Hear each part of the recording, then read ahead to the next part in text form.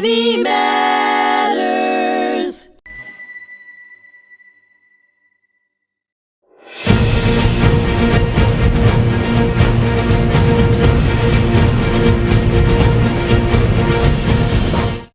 Hello, and thank you for joining me today.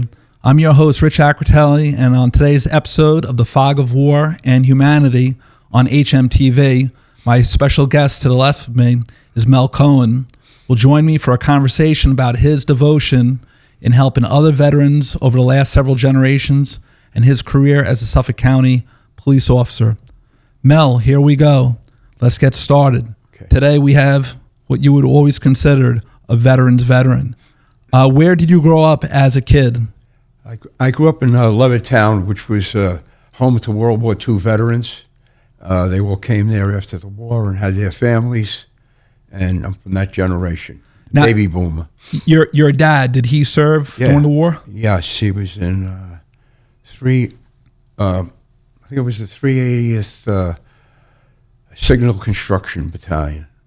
You know, he was not upfront combat. Okay. You know, he was in Europe. I think he landed in Normandy in July. Okay, You know, right after. Yeah, in support of the invasion, right? He had an important job in terms of handling communications, and the lines kept on changing. And as the combat units moved forward, they had to move communication lines. They didn't have what they have today, so it was hard wire, telephone poles, or whatever they had to do to string wires. yeah, technology a little bit different, Yes, right? yes. Now, was there ever anything that your father spoke about, or he remained quiet, or? No, my father was very quiet about what he did. I think most of the men in that generation were the same. They felt that they did their duty for their country. They came home, and it wasn't about them. It was About having a family, right? About having a family and being a good father and providing for your children. It was a different generation. My mother was a stay-home mom. So it was just another time. I don't think a lot of the World War II veterans that returned home really bragged about it much. Some of them were very heroic. They were called upon to do it, and they were the generation that saved the world against tyranny. Yes, it did. Now, it's kind of ironic, right? Because you hear that a lot, where a lot of veterans just didn't say much, and they did some very, very tremendous things. So here you have all these veterans in Levittown that don't say much, but probably 3/4 of the town, or even more than that, probably were in uniform during World War II. The community was very large with veteran organizations, American Legion, VFW. They had a large following of people because most of the population that had moved there right after the war were all veterans. That community was opened up to veterans. Now, you were from the city, right? Where were you from the city? Oh, I was born in Queens, but we moved to Levittown in the 50s. Was that like the country a little bit? Oh, yeah, that was the country. It was a potato field, actually. Flat and...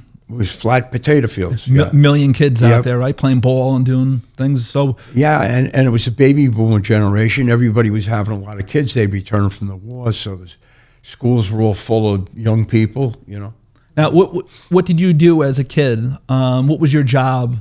What were like your hobbies that you liked?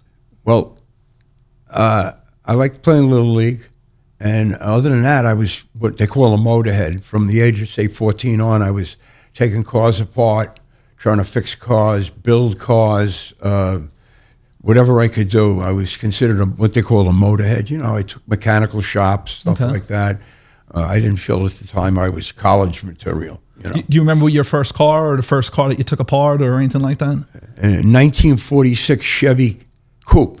And I didn't know it had vacuum shift, so I couldn't. When I didn't start the car, I thought the transmission was broken. Okay. I didn't realize you had to have the car running to be able to shift the car. Everyone learns, right? So, right. Yeah. So yeah. Okay. Yeah. So now you were in high school. What year did you graduate high school? 1966. From where? What I went to Island Trees High School. There were, I believe, 3 school districts in Levittown. MacArthur Division, Island Trees. Okay. Yeah. I think there might have been another one, but I don't recall. But it was a huge area between Hicksville and East Meadow and Westbury and Wandsworth, Farmingdale. Now, you went right into the service. I did. What advice were you given Okay. towards the end of your high school career, and what war was going on at that time? So at that time, it was during the Vietnam War, the Vietnam conflict, which really got heavy in 1962, 63. And my brother was a regular Army. He joined the U.S. Army in 1965. He was a dental technician. He had a great job, but he felt that this was something that he wanted to do. And then my brother was, he was in the 82nd Airborne. Airborne, right? And, they offered him company clerk. No, he wanted to be infantry. And he was very gung-ho at the time. But he realized it's a dangerous job. Yeah. And then he was transferred to the 101st Airborne in Fort Campbell, Kentucky. That was the brigade that was sent to Vietnam. And he came home on leave, and he told me, you're not going in the Army, you're not going to get drafted, I'll break your legs before you. He said, it's too dangerous. It was some brotherly advice from... And he gave me some, yeah. So at that point, I went down to the Air Force recruiter in Levittown. Of course, a lot of people were trying to get into the Navy and the Air Force and the Coast Guard to not avoid the draft, but just to serve their country in a safer way. Sure. There's nothing wrong. And I was offered to be sworn into the Air Force 3 days after I graduated high school. It was like, take it or leave it. And I took it. So I graduated high school on a Sunday. And on a Wednesday, I was in Amarillo Air Force Base in Texas. In Texas. A little different than Levittown, Long Island. Very, yeah. And, so it was nothing compared to the Marines or the, Army. But so that's where I went, and then I did whatever they asked me to do. Now, you did your basic training there? No. Oh, yes, I did my basic training in Amarillo, and then I was sent to San Antonio, Texas, Lackland Air Force Base. I attended the Air Police training school for 8 weeks. Which would stay with you for the rest of your life, because it was yes, it did. Security forces, and then later on you become a police officer. So right, with the cars, I spent a great deal of time at an Army base, with weapons, which kept scratching my head. I thought I joined the Air Force, said maybe I was going to fly, but I was Air Police Security Forces. Okay, so your brother was in Vietnam. Where did the military send you? They sent me to the island of Taiwan, nationalist China. Okay. That was my first assignment right out of training. And I was sent there in October 66 or November 66. And I stayed there till when I lost my brother in Vietnam, okay, which was like April 68. Now, when you were in Taiwan, you hear so much today with the Chinese threatening to take it over. They're going to militarily go in there. Something that's a lot easier said than done. Right. What are your recollections of Taiwan? Okay. So decades later. Yeah. Well, I was assigned to a group at a Clark Air Base in the Philippines. It was the 405th Tactical Fighter Wing, and I was assigned to a place called Tainan Air Base, which was also run at Nationalist Chinese. And my job was to guard 4 jets. At that time, they were F-100 Super Savers, loaded with nuclear weapons. And we had a nuclear weapons storage facility. And my job was to protect those sites. Those planes were on scramble alert. And if they had an alert launched, we had to protect the runway and the alert pad to make sure they got off the ground. And it was 7 minutes by air over the Chinese mainland with U.S. nuclear weapons, Air Force aircraft. This is an interesting piece of history, because you always hear the Vietnam War, you hear of Korea before that, but people forget that Taiwan was, an island off the coast of China, and that they were almost on their own. A national democracy. Yeah, in the face of this huge Chinese, communist power. Mm-hmm. And you were there to see, some of offensive, defensive preparations, right? It was also a drop-off point for aircraft that were in support of air cover for the Vietnam War. They were they called AWACS. They were the intelligence, right? Well, they would scramble the communications for the B-52s to be able to come in when they were making their bombing runs. I used to see planes coming in called Air America. I didn't know what Air America was. It turned out Air America was the CIA. Yeah. And I was always, trying to figure that one out. Yeah. But it was, in just support of the planes that were in flying over Vietnam. That's all. Do you remember anything about the people or about the terrain of Taiwan, or it was mostly agricultural, and the people were very friendly to the Americans. They were very glad we were there. They felt that we were their big brother protecting them, and we were at that time. I'm sure that, in my opinion, that the Chinese mainland would have tried to take them over. Yeah, if we were not there. Yeah, right. If our presence wasn't there. And Taipei was under the control of the U.S. Navy. It was a port for them to come in, service, refuel their ships. And that was about it. Okay. So it was, pretty good assignment. It's a good assignment. Different, right? And my brother came from Vietnam on his R&R, and Thanksgiving of '67, and him and I spent a week together. And he thought he landed in heaven. I took him into the air-conditioned Air Force, mess hall. He was eating out of sea ration cans. Yeah, sure. Living in the bush. So, I was glad I got to do that and see him. And that was the last time I actually saw him. Now, your brother, 2 weeks before he was about to ship out of South Vietnam, he ended up getting killed and going to war. Yeah, he got killed in a combat offensive mission, 21 April '68, and he was a platoon sergeant, 1st Brigade, 101st Airborne, 327th Infantry. He was trying to break in a new guy that was going to become the platoon sergeant, his replacement, and he didn't have to go out, but he went out, and they were involved in a firefight. They were overrun, and from what I've researched, he was killed by a sniper. Okay. Took a head wound, and that was it. Now, you're heavily involved, Suffolk County chapter of Vietnam Vets with the Green Jackets, the Suffolk County Jewish War Veterans, New York State Jewish War Veterans, VFW. I'm sure probably American Legion. Yeah, American Legion along the way. Right. And Long Island State Veterans Home. You're a veteran's veteran.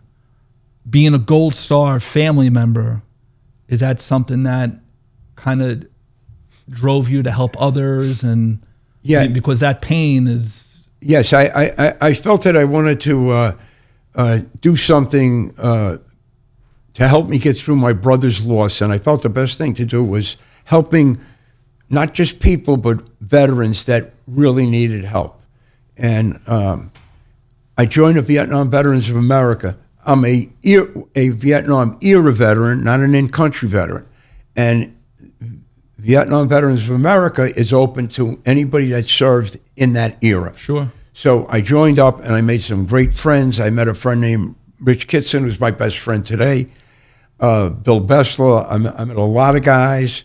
And then I kind of gravitated toward actually helping veterans. I got involved in the Long Island State Veterans Home. And it was not an easy situation for you. You lose your brother. You're in during the Vietnam War. So you come home from service. What do they call it? Never again will one generation of veterans forget about another. Right. You're in upstate New York, right? And you're doing guard duty. Yeah, that was at the end of my Air Force career. Right? And now, what job did you start gravitating towards?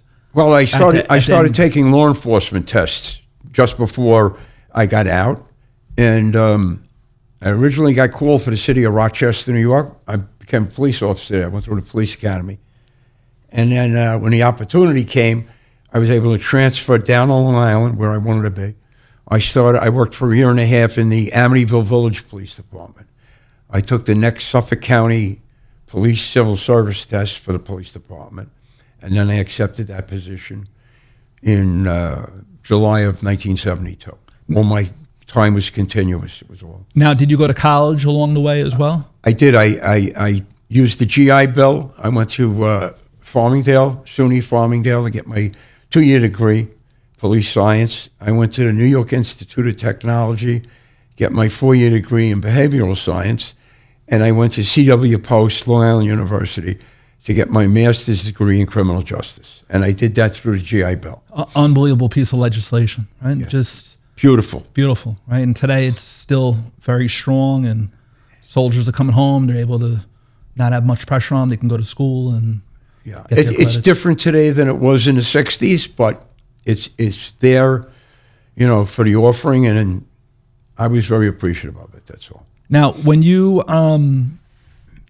go from Rochester to Amityville, now to Suffolk County Police, what was your first job in Suffolk County My first Police? job, I was assigned as a uniform police officer in the 1st Precinct in the North Amityville area, very active area at the time. And then I became a detective in the 1st Squad Detectives in Babylon, Route 109 in Babylon. Did you have a lot of other officers that served in the military? I would say when I went through the academy, I'm going to say 90 to 95% of the recruits were veterans. So you had that sense of camaraderie. So yeah, and we still had that military camaraderie, you know. So you came from one hard job and now you're doing another one, but you're doing it together. Yeah, but I was young and I loved the job. How old were you? 21 when I started Rochester, and about 23 when I ended up on Suffolk County. And the military definitely helped out, right? With that transition into becoming a cop? Absolutely. As far as dealing with people, security, firearms, you know. Handling different groups of people, right? How to handle people, Yeah. how to deal with different situations, yes. Okay. It helped me tremendously. Now, how long were you a regular police officer before becoming a detective? About 8 years, which was considered fast in that back in the day. Sure. It's harder now. And then I was assigned to the Suffolk County District Attorney's Office as a police officer, as an investigator. And I spent the next 20 years there. Wow. What were some of the things that you investigated? Gambling, vice, loan sharking, organized auto theft. I was involved in operating undercover auto body shops where we would purchase stolen cars from the public, which led to people selling me drugs, guns, silences. You know, it just led to branched out. And at one point, I portrayed myself as a Jewish rabbi. There was a burglary at the Lake Grove Jewish Center, and they took the menorahs, which are the religious scriptures, sure, for their gold value. And a lot of people don't know, but every Torah is marked, has secret markings on it. So through somebody reached out to me and said, "Hey, we got these guys that are trying to." So I posed as a rabbi, a rogue rabbi that wanted to obtain the Torahs and then smuggle them out of the country. You couldn't make that up. Right? So I had a amazing. long beard, and then I met with these guys and I negotiated a deal. I said, "Okay, well, I'd like to see what they look like," and then, of course, we arrested them. Wow. So how long did that operation take? Oh, that was just a couple of weeks. But I ran auto body shops in now being a motorhead. Yeah, I'm living my dream. So I had an undercover body shop in East Setauket.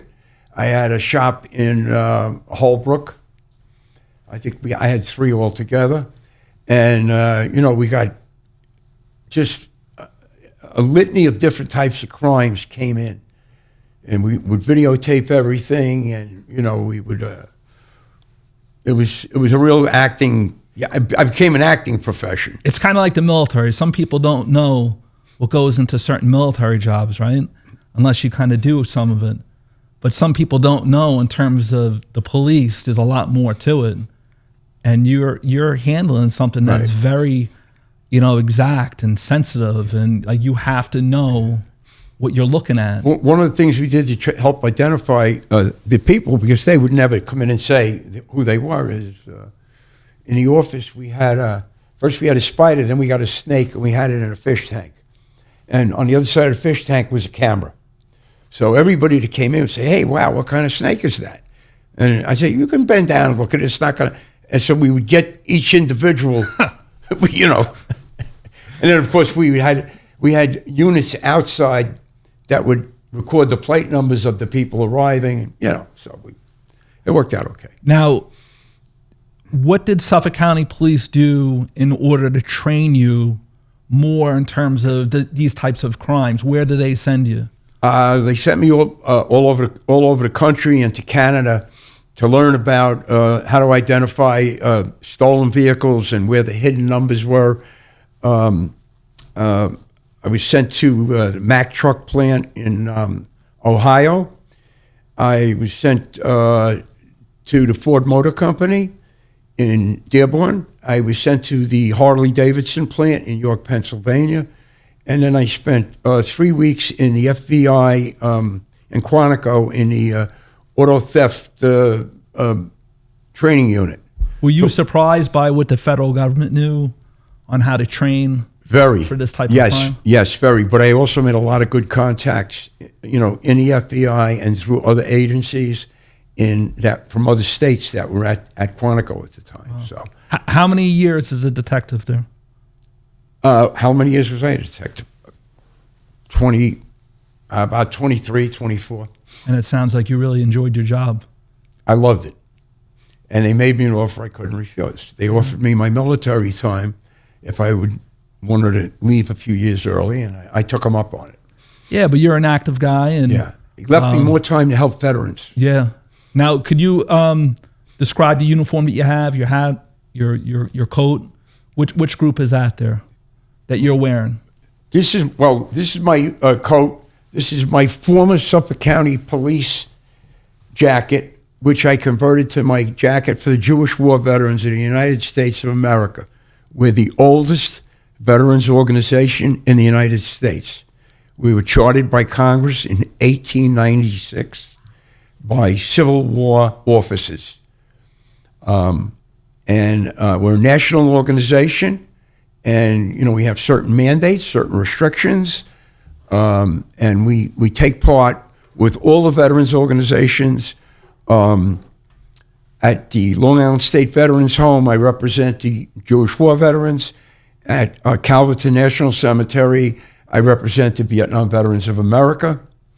And in the Suffolk County Veteran Affairs, which is in Hopog, I represent their advisory board. I represent the Jewish War veterans. Now, what was the senior positions that you held within the Jewish War veterans? I was in 2022, I was the department commander for the state of New York Jewish War veterans. That must have been some job, large responsibility. A lot of traveling, a lot of, it was kind of difficult. And like all other veterans organizations, we're sort of, I hate to use the word, but we're a diminishing organization because there aren't as many people joining the service and joining service organizations after they leave the service. So it's getting harder and harder for us to try to do more and more. Now, you brought down today this picture of Cast a Giant Shadow with Kirk Douglas. Yes. Now, could you just describe just a little bit of this film? Yes. So if you can see the side of my hat, I don't know which side. It's on this side. It says Colonel Mickey Marcus, Post 336. I'm currently the commanding officer of that post, which is in Center Reach. Colonel Mickey Marcus, West Point graduate, combat colonel, United States Army, happened to be Jewish. After the war ended, he was working in Washington, and Israel became a state in 1948. When Israel became a state, the Israeli government reached out to Colonel Mickey Marcus and asked him to be the commander of the IDF, the Israeli Defense Force, all branches of the Israeli military were under his control. They made a movie about him, Cast a Giant Shadow, which was popular at the time, and it was his life story. How did he end up dying? Unfortunately, Colonel Mickey Marcus did not speak fluent Hebrew or Israeli, and he got up in the middle of the night to go use the bathroom. He was walking to the latrine. He was challenged by an IDF officer. He was not able to respond with the proper response, and he was shot accidentally. And that's what happened to him. Wow. But he was a great leader for the time that he was there. And again, there's a monument of him at West Point. And our organization goes every year on his birthday. We make a donation to the chapel of all the religions at the chapel at West Point. And then we sort of gather around the monument just to celebrate who he was and to remember him. Now, Mel, thank you very much for coming here to HMTV. It's just an honor to have a veteran. And, we hope to speak to you soon. And we thank you for everything that you've done for past, present, and future generations of veterans. Thank you. Thank you for coming very out. much. It's an honor to be here.